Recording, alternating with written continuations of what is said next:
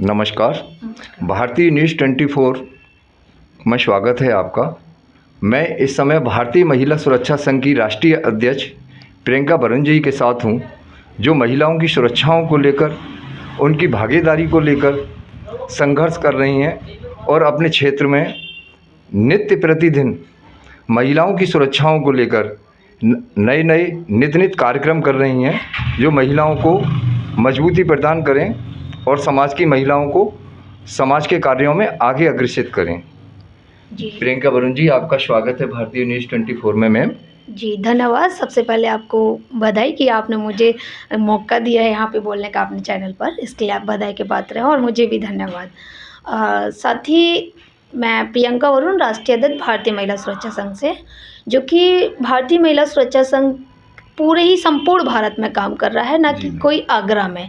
दूसरा ये है कि भारतीय महिला सुरक्षा संघ की स्थापना इसलिए की गई क्योंकि हम कहीं ना कहीं देख सकते हैं कि जो महिलाओं पर शोषण, अत्याचार, जो जुल्म जो हो रहा है, वो कहीं ना कहीं कहने के लिए हो तो रहा है, लेकिन उनको न्याय नहीं दिया जा रहा है। क्योंकि महिलाओं की जब बात आती है तो कहीं ना कहीं लोग जो पुरुषवादी जो सोच है, जो मानसिकता जो आज भी मनु की सोच बना रखी है लोगों ने, वो महिलाओं की बात आने पर कहीं ना कहीं चुप्पी साध लेते हैं। तो हम खुद एक महिला होकर के हमने ये देखा कि महिलाओं पर जिस तरीका शोषण हो रहा है, अत्याचार हो रहा है, और महिलाओं को जब बात आती है आगे लाने का, तो कहीं ना कहीं वहाँ पर चुप्पी साध करके महिलाओं को आगे नहीं आने दिया जाता है। तो हमने मुहिम छेड़ी और हमने लगा कि महिलाओं के लिए भी कुछ किया जाए, क्योंकि कहीं ना कहीं सबके लिए सब कुछ किया जा रहा है, लेकिन महिलाओं की जब बात आती है तो सभी की बोलतियाँ बंद हो जाती हैं। चाहे वो राजनीतिक पार्टियां हो, चाहे वो सामाजिक संगठन हो, चाहे कोई सोशल वर्कर हो, चाहे कोई अगर कहीं पे भी कोई पंचायत होती है तो वहाँ पे भी मतलब महिलाओं को न्याय करने का काम नहीं किया जाता है। इसीलिए हमने एक जो नींव रखी वो भारतीय महिला सुरक्षा संघ के नाम की नींव रखी।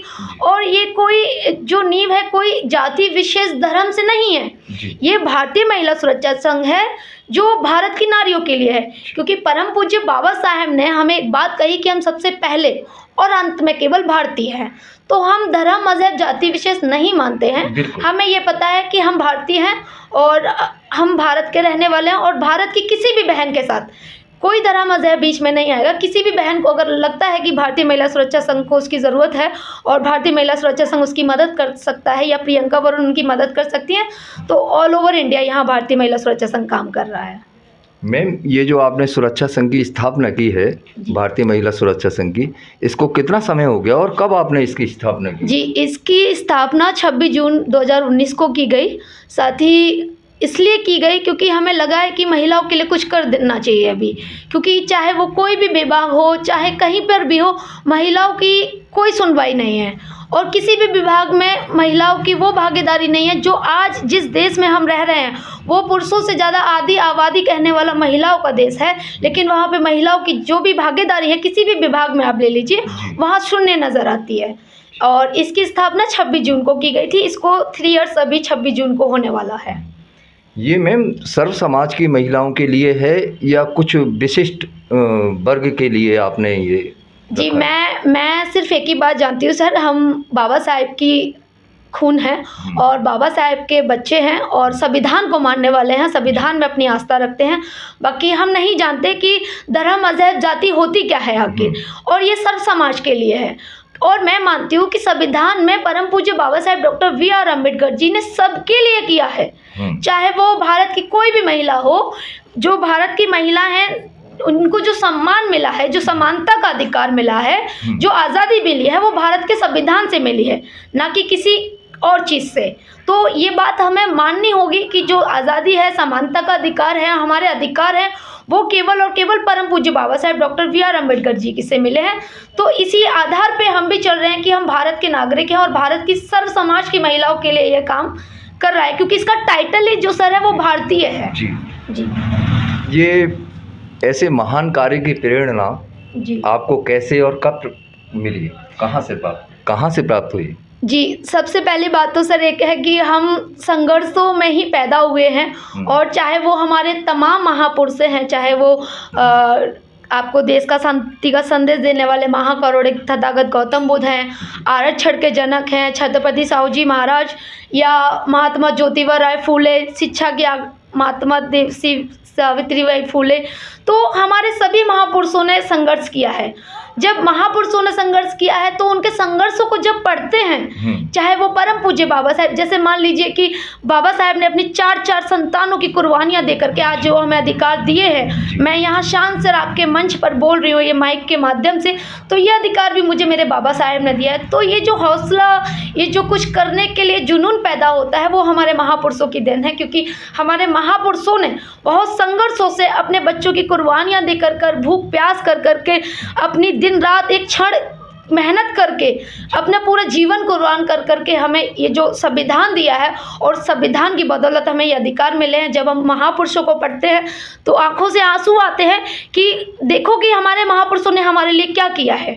क्योंकि आजकल का अगर समाज देखे तो कहीं ना कहीं कोई भी चुप होकर के घर में बैठ जाएगा, लेकिन नहीं, आपको अगर आगे बढ़ना है तो आप क्रांति की ज्योति माता सावित्रीबाई फुले हैं, परम पूज्य बाबा साहेब हैं, आदरणीय बहन कुमारी मायावती जी हैं, आप तमाम महापुरुषों को पढ़िए, आपके अंदर जुनून जरूर पैदा होगा कार्य करने का।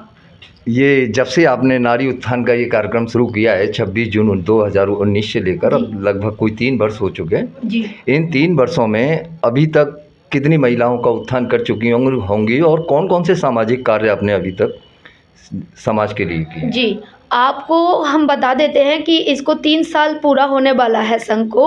साथ ही ये न कि आगरा में, संपूर्ण भारत में कार्य कर रहा है, और इसकी टीम जो संपूर्ण भारत में गठित की गई है, क्योंकि शोषण तो किसी भी राज्य में कहीं भी किसी भी जगह पर हो रहा है महिलाओं पर।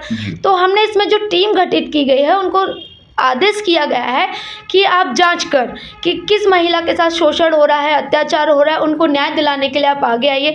चाहे वो थाने, कोर्ट, कचहरी कोई भी हो, जिस माध्यम से आप उनकी मदद कर सकते हैं वो आप करिए। चाहे उनकी मूलभूत समस्याएं हो, चाहे उनको कोई भी समस्या अगर आती है और संघ उसकी मदद कर सकता है तो संघ संपूर्ण रूप से उसकी मदद करने का काम कर रहा है। साथ ही संघ के माध्यम से हम लोगों ने एक भीम पाठशालाओं का आयोजन कर रखा है, जहाँ पे निःशुल्क बच्चों को पढ़ाने का काम कर रहे हैं। मेरे खुद के 2 स्कूल चल रहे हैं जिसमें बच्चों को निःशुल्क पढ़ाने का काम किया जाता है। साथ ही महिलाओं की कहीं पे भी बात आती है आवाज़ बुलंद करने के लिए तो संघ वहाँ सबसे पहले खड़ा होता है, क्योंकि हम एक चीज़ जानते हैं कि किसी भी महिला के साथ हम शोषण और अत्याचार बंद नहीं करेंगे, मतलब उसको बर्दाश्त नहीं किया जाएगा, बिल्कुल नहीं किया जाएगा। क्योंकि आज भी जो मनों की सोच जो लेकर के लोग बैठे हुए हैं कि पाँव की ज्योति महिला, तो वो गए ज़माने।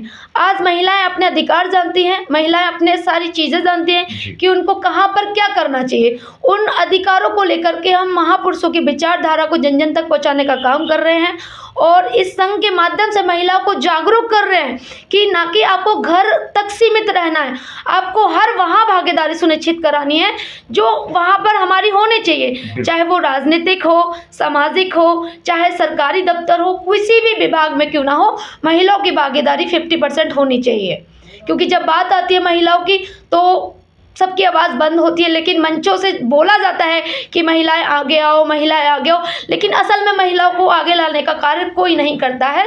तो इस संघ के बैनर तले हम महिलाओं को आगे लाने का काम कर रहे हैं। साथ ही संघ ने एक नारा भी दिया है कि बराबरी का साथ निभाएं, महिलाएं अब आगे आएँ। ये भारतीय महिला सुरक्षा संघ से संबंधित ये जो आपने राष्ट्रीय अपने बुक किया है, तो मैम अभी तक कितने शहरों में आपका ये संघ कार्य कर रहा है? आप संपूर्ण भारत में इसकी कार्यकारिणी गठित हो चुकी है और तमाम जनपदों से तमाम राज्यों में ये कार्य किए जा रहे हैं संघ के बैनर तले। चाहे वो हमारे महापुरुषों की जयंती हो, परिनिर्वाण दिवस हो, चाहे शिक्षा के प्रति जागरूक करना हो, महिलाओं को अधिकारों के प्रति जागरूक करना हो, तो ये संपूर्ण भारत में काम कर रहा है, न कि आगरा में। बहुत खुशी हुई मैम। मैं थोड़ा सा ये और जानना चाहूँगा कि नारी उत्थान से संबंधित और कौन कौन से कार्य हैं जो सामाजिक कार्यों से जुड़े हैं? जी, हम ये बताना चाहेंगे, नारी उत्थान के लिए हर एक वो कार्य जुड़ा हुआ है जो नारी के समक्ष आता है। सबसे पहली बात, महिला को आप कुछ नहीं दे सकते, कुछ नहीं चाहती महिला, केवल अगर चाहती हैं तो सम्मान। अब सबसे बड़ा दौलत और सबसे बड़ा गहना जो महिला का होता है वो सम्मान करना होता है। अगर मान लीजिए किसी भी पुरुष की रास्ते से होकर के, मतलब आपके सामने से अगर कोई महिला जा रही है, तो मैं मानती हूँ उस महिला को इतना सुनिश्चित महसूस होना चाहिए कि मैं एक अच्छे इंसान के सामने से जा रही हूँ, ना कि गलत व्यक्ति के साथ। तो ये सबसे बड़ा मोटिव है कि महिलाओं को ये पता होना चाहिए कि हमको हमारा अधिकार क्या है, बिल्कुल। सबसे पहली बात। दूसरी बात कि अगर हम महिलाओं को कुछ दे सकते हैं तो वो उनका सम्मान है।